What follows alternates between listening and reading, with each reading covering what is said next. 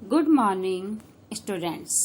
मैं आपकी हिंदी अध्यापिका मंजू सिंह आज आपको नवीन पल्लव का पाठ 9 पढ़ाने जा रही हूँ। इसका नाम है जब सूरज ने निकलने से इनकार किया। यह नागालैंड की लोक कथा है। इस लोक कथा में सूरज के न निकलने से किस किस प्रकार का संकट उत्पन्न होता है और वह किस प्रकार दूर होता है, इसे रोचक ढंग से प्रस्तुत किया गया है। बच्चों, आप जानते हैं संसार में प्राकृतिक प्रकाश का कारण सूरज है। यदि सूरज न होता चारों ओर हर समय अंधकार ही छाया रहता, दिन और रात भी न होते। सूरज इस दुनिया के लिए बहुत ही जरूरी है। सूरज एक तारा है जो एक आग के गोले के समान है, जो हमारी पृथ्वी को चारों ओर प्रकाशमान करता है। सूरज हमारी धरती को प्रकाशित करके हमारी जिंदगी में उजाला लाता है। आओ अब पाठ पढ़ते हैं। बात उस समय की है जब धरती नई नई बनी थी। एक बार समस्त पक्षी और जानवर इकट्ठा होकर शिकायत करने लगे कि उन्हें सूरज बहुत तीखा और गर्म लगता है।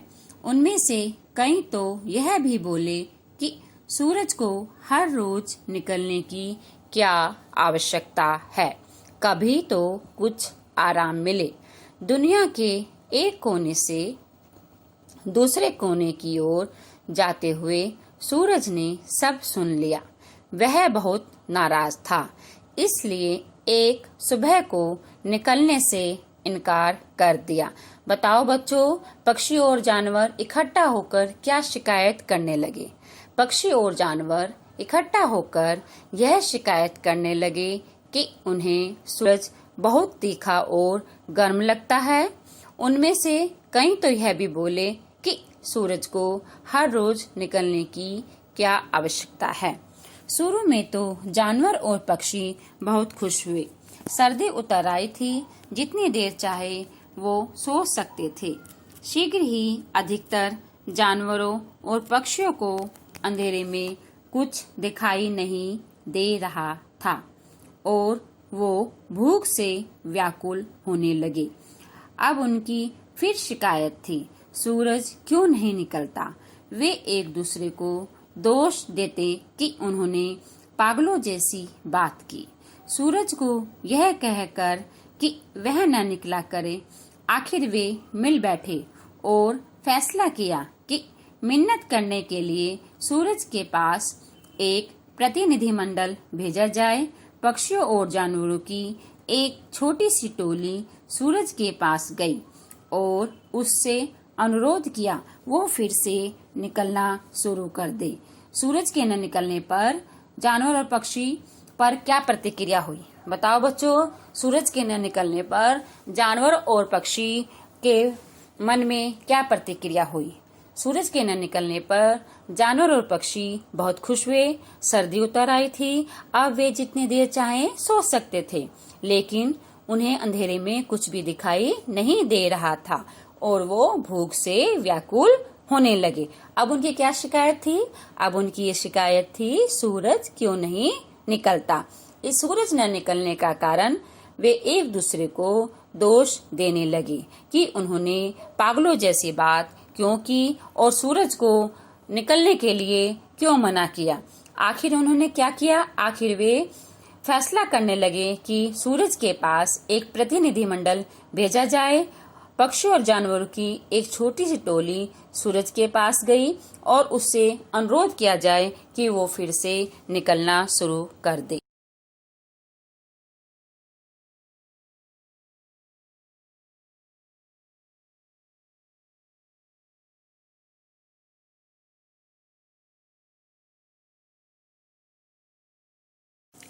लेकिन सूरज तो क्रोध में था। सूरज ने कहा, आपको पहले ही से विचार कर लेना था कि आप लोग क्या चाहते हैं।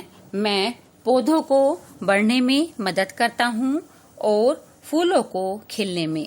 सारे जानवरों, पक्षियों और इंसानों को जीवित रहने के लिए मेरी आवश्यकता है, किंतु आप इतने मूर्ख हैं कि इतना भी न समझ सके। जब जानवरों और पक्षियों ने सूरज के पास अपना एक प्रतिनिधिमंडल भेजा कि वह उससे अनुरोध करे कि सूरज फिर से निकलना शुरू कर दे, तो सूरज ने क्या कहा? सूरज ने कहा, आपको पहले ही से विचार कर लेना चाहिए था कि आप लोग क्या चाहते हैं। सारे जानवरों, पक्षियों और इंसानों को जीवित रहने के लिए मेरी आवश्यकता है, किंतु आप इतने मूर्ख हैं कि इतना भी न समझ सके।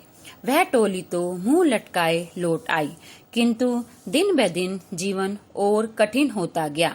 शीघ्र ही सभी उदास और हताश हो गए। सभी के हाथ पांव सुन पड़ गए। अब सूरज से बात करने के लिए और किसको भेजें? कौन है जो सूरज का दिल जीत ले? आखिर किसी ने मुर्गे का नाम सुझाया।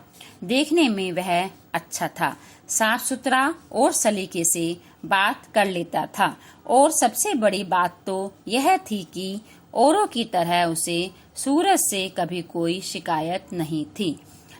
सूरज के न निकलने पर क्या हुआ? सूरज के न निकलने पर जानवर और पक्षियों का जीवन दिन ब दिन कठिन होता गया। वे सभी उदास और हताश हो गए। सभी के हाथ पांव सुन पड़ गए। अब सूरज से बात करने के लिए वे किसको भेजें?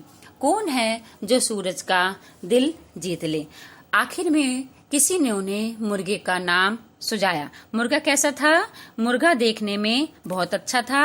वह साफ सुथरा और सलीके से बात कर लेता था। और सबसे बड़ी बात क्या थी? सबसे बड़ी बात यह थी कि उसे सूरज से कभी कोई शिकायत नहीं थी। मुर्गा दुविधा में पड़ गया। कहने लगा, किंतु आप सभी लौट आए हो। इतने स्वस्थ जानवर और इतने सुंदर पक्षियों ने मिलकर उससे बात करके देख तो लिया है। मुझसे कामयाबी की क्या उम्मीद करते हो? किंतु वे उससे याचना करते रहे, तुम धरती को बचा लो, बचा लो। उन्होंने विनती की। तब बड़े असमंजस में मुर्गा सूरज से मिलने के लिए चल पड़ा। जानवरों और पक्षियों ने मुर्गे से क्या विनती की?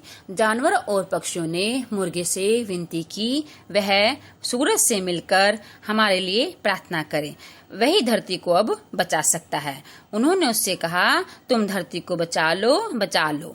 तब मुर्गा ने क्या किया? तब मुर्गा सूरज से मिलने के लिए चल पड़ा। मेरे स्वामी सूरज, सृजन के देवता, वह कहने लगा, मैं आपसे प्रार्थना करता हूँ कि लौट आओ और एक बार फिर से दुनिया को स्वस्थ कर दो। मुर्गे ने सूरज से क्या प्रार्थना की? मुर्गे ने सूरज से प्रार्थना की कि आप एक बार फिर लौट आओ और फिर से दुनिया को स्वस्थ कर दो।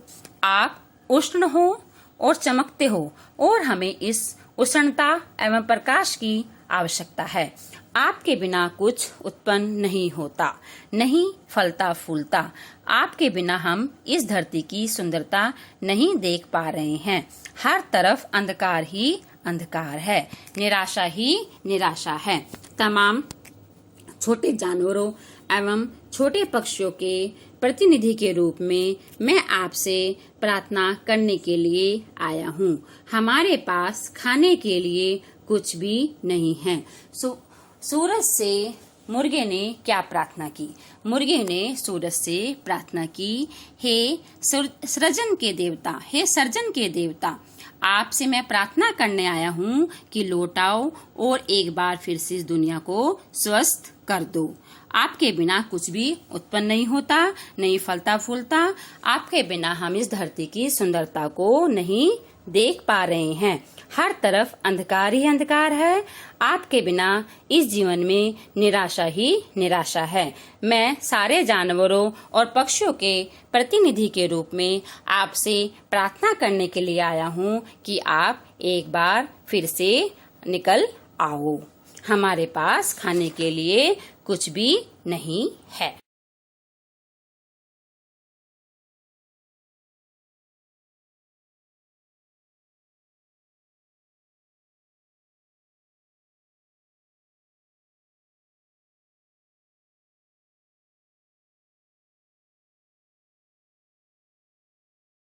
नहीं है, क्योंकि पौधे तो अब उगते ही नहीं। निशाचर हमें सताते हैं, क्योंकि हम हर समय छिपे नहीं रह सकते और न ही हमें अंधेरे में कुछ दिखाई ही देता है। हमने कभी नहीं चाहा था कि आप छिप जाएं, किंतु हमारी एक न चली। सिर्फ बड़े बड़े जानवरों की गरज दहाड़ ही सुनी गई। सूरज का दिल पसीज गया। वह मन ही मन सोचने लगा, काश तुम्हारे जैसे प्राणी और अधिक होते। उसने कहा, फिर तो मैं लौटने के बारे में विचार कर भी लेता, किंतु तुम जैसे बहुत थोड़े ही हैं। बिल्कुल नहीं जी, मुर्गे ने कहा, कई तो इतने छोटे हैं कि उन्हें देख भी नहीं सकते। यह उनकी नादानी है कि बड़ों को शोर मचाने दिया। दोबारा यह गलती वे नहीं करेंगे।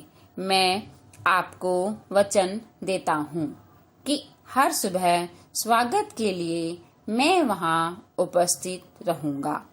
जब अगली सुबह सूरज लौट आया तो सबसे पहले मुर्गे ने उसका स्वागत किया, निहाल होकर, बाग देकर, और तब से लेकर यही वह हर सुबह करता आया है। बच्चों बताओ, सूरज को मुर्गे ने क्या वचन दिया? मुर्गे ने सूरज को वचन दिया, जब वह निकलेगा तो मैं वहाँ आपके स्वागत के लिए उपस्थित रहूंगा। जब सूरज लौट आया तो सबसे पहले उसका स्वागत किसने किया? जब सूरज लौट आया तो सबसे पहले मुर्गे ने उसका स्वागत किया। बच्चों, अब आपको ये कहानी समझ में आ गई होगी। इस कहानी से शिक्षा मिलती है, हमें सोच समझकर बोलना चाहिए। आपको यह भी समझ में आ गया होगा, यदि सूरज न निकले तो सभी जीव ठंड से मर जाएंगे। सूरज के बिना धरती की कल्पना ही नहीं की जा सकती। यदि सूरज ही नहीं रहेगा तो धरती की प्रक्रिया खत्म हो जाएगी, जिससे ब्रह्मांड नष्ट हो जाएगा। इस प्रकार सूरज के बिना जीवन संभव नहीं है। बच्चों, आपको समझ में आ गया, और इस कहानी से हमें यही शिक्षा मिलती है कि हमें सोच समझकर बोलना चाहिए। शब्द मैत्री, ये शब्द अर्थ हैं जो आपको अपनी कॉपी में लिखने हैं। इनकार, इनकार का अर्थ है मना करना। समस्त, समस्त का अर्थ है सभी। व्याकुल, व्याकुल का अर्थ है परेशान। मिन्नत करना, मिन्नत करना का अर्थ है प्रार्थना करना। टोली, टोली का अर्थ है समूह। टोली, टोली का अर्थ है समूह। इंसान, इंसान का अर्थ है मनुष्य। कामयाबी, कामयाबी का अर्थ है सफलता। कामयाबी का अर्थ है सफलता। उम्मीद, उम्मीद का अर्थ है आशा। याचना, याचना का अर्थ है प्रार्थना। उष्णता, उष्णता का अर्थ है गर्मी। निशाचर, निशाचर का अर्थ है रात को घूमने वाला। नादानी, नादानी का क्या अर्थ है? नादानी का अर्थ है ना समझी। श्रुतलेख अर्थात कठिन शब्द, ये भी बच्चों आपको अपनी कॉपी में लिखना है। व्याकुल, अंधेरा, मिन्नत, इंसान, उम्मीद, उष्णता, निशाचर। क्या सीखा, क्या जाना? क, उत्तर लिखिए।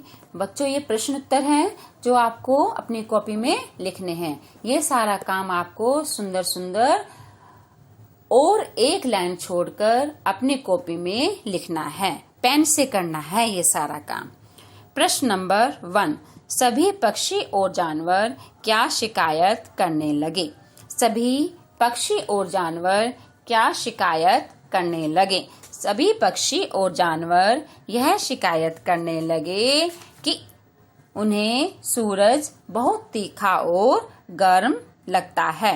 उनमें से कई तो यह भी बोले, कि सूरज को हर रोज निकलने की आवश्यकता नहीं है। सारे पक्षी और जानवर यह शिकायत करने लगे कि उन्हें सूरज बहुत तीखा और गर्म लगता है। उनमें से कई तो यह भी बोले कि सूरज को हर रोज निकलने की आवश्यकता नहीं है।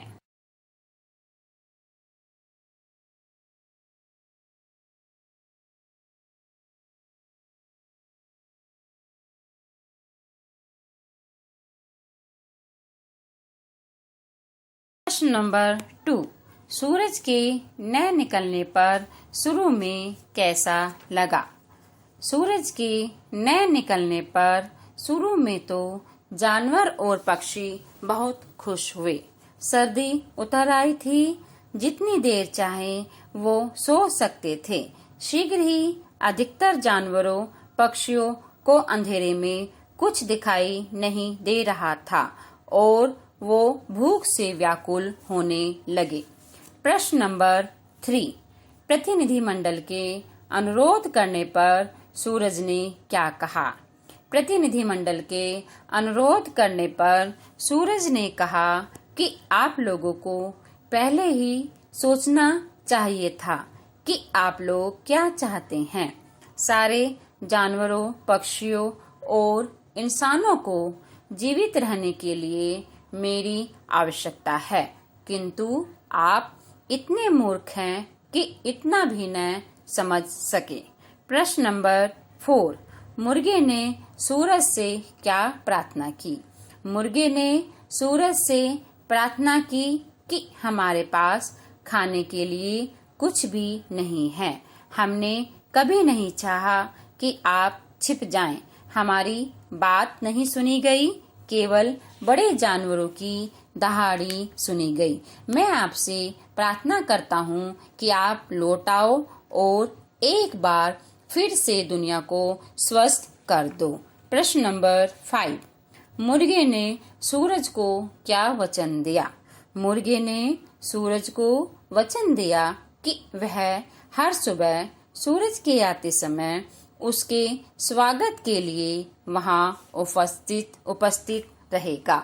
मुर्गे ने सूरज को वचन दिया कि वह हर सुबह सूरज के आते समय उसके स्वागत के लिए वहां उपस्थित रहेगा।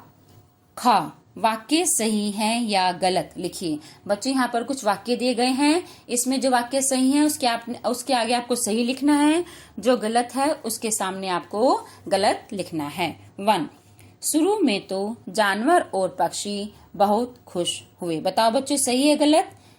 शुरू में तो जानवर और पक्षी बहुत खुश हुए, सही। 2, आखिर किसी ने कबूतर का नाम सुझाया। ये क्या है? ये गलत है, सही है? आखिर किसी ने कबूतर का नाम सुझाया, गलत। किसका नाम सुझाया गया था? मुर्गे का। 3, हमें इस उष्णता और प्रकाश की आवश्यकता नहीं है। गलत या सही? गलत। हमें इस उष्णता और प्रकाश की आवश्यकता नहीं है, गलत। 4, हर सुबह स्वागत के लिए मैं वहां उपस्थित रहूंगा, सही। 5, धरती के बनने पर समस्त पक्षी और जानवरों ने सूरज का स्वागत किया, गलत। व्याकरण बोध, समझिए और लिखिए। क, समझिए और लिखिए। नंबर 1, अधिक, अधिक का अधिकतर, अधिकतम। 2, सुंदर, सुंदर का सुंदरतर, सुंदरतम। 3, कोमल, कोमलतर, कोमलतम। 4, उच्च, उच्चतर, उच्चतम। 5, निम्न, निम्नतर, निम्नतम। ख, अनेक शब्दों के लिए एक शब्द लिखिए। जो शब्द किसी वाक्यांश अथवा अनेक शब्दों को अकेले ही व्यक्त करते हैं, अनेक शब्दों के लिए एक शब्द कहलाते हैं। अनेक शब्दों के लिए एक शब्द लिखिए। जो शब्द किसी वाक्यांश अथवा अनेक शब्दों को अकेले ही व्यक्त करते हैं, अनेक शब्दों के लिए एक शब्द कहलाते हैं। ऐसे शब्दों के प्रयोग से भाषा सुंदर, संक्षिप्त एवं स्पष्ट हो जाती है। नंबर 1, रात्रि में विचरण करने वाला। रात्रि में विचरण करने वाला निशाचर। 2, याचना करने वाला याचक। याचना करने वाला याचक।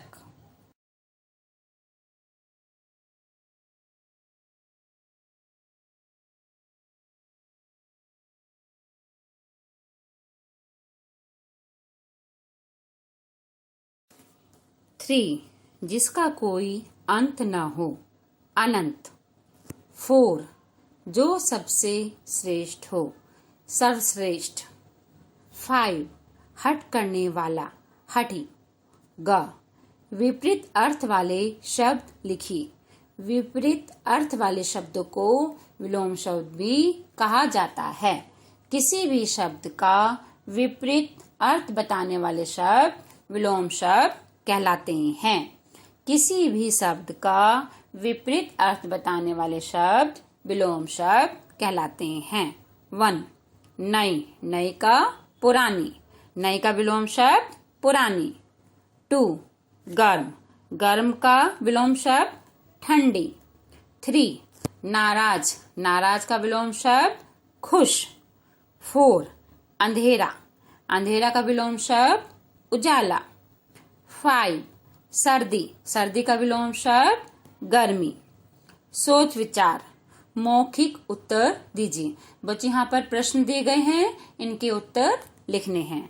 प्रश्न नंबर 1, चंद्रमा पर सबसे पहले पैर रखने वाले अंतरिक्ष यात्री का नाम बताइए। चंद्रमा पर सबसे पहले पैर रखने वाले अंतरिक्ष यात्री का नाम नील आर्मस्ट्रॉन्ग है। 2, किस पक्षी को दिन में दिखाई नहीं देता? उल्लू को दिन में दिखाई नहीं देता। प्रश्न नंबर 3, पौधे अपना भोजन कैसे बनाते हैं? पौधे अपना भोजन प्रकाश संश्लेषण की क्रिया से बनाते हैं।